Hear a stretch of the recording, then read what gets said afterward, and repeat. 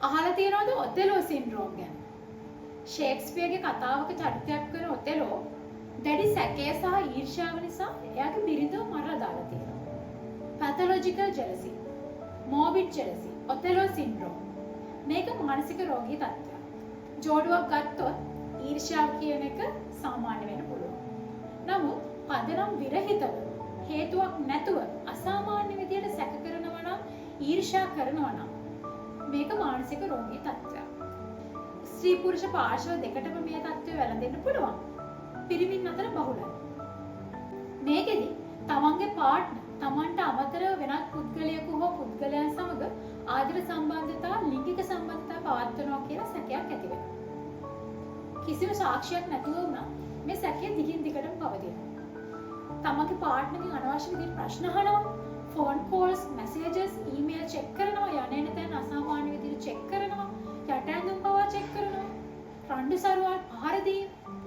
මේ තත්ත්වය උත්සන්න වුණොත් මිනිමරුම් සියදිවි හානි කර ගැනීම පවා සිද්ධ වෙන්න පුළුවන්. මේ රෝගය තියෙන කෙනා දන්නේ නැහැ ඔහුගේ සැකය අසාමාන්‍යයි කියලා. නමුත් ඔහු පීඩා විඳිනවා. මේකෙදි පාර්ට්නර් දැඩි ලෙස පීඩා විඳිනවා. මත්පැන් වලට ඇබ්බැහිවීම සහ ලිංගික ජීවිතයේ ගැටලු මේ ප්‍රශ්නයත් එක්ක ඇති වෙන්න පුළුවන්. මේ පැතොලොජිකල් ජෙලසි තනි මානසික රෝගයක් වෙන්න පුළුවන් වගේම වෙනත් මානසික රෝගයක රෝගී ලක්ෂණයක් වෙන්න පුළුවන්.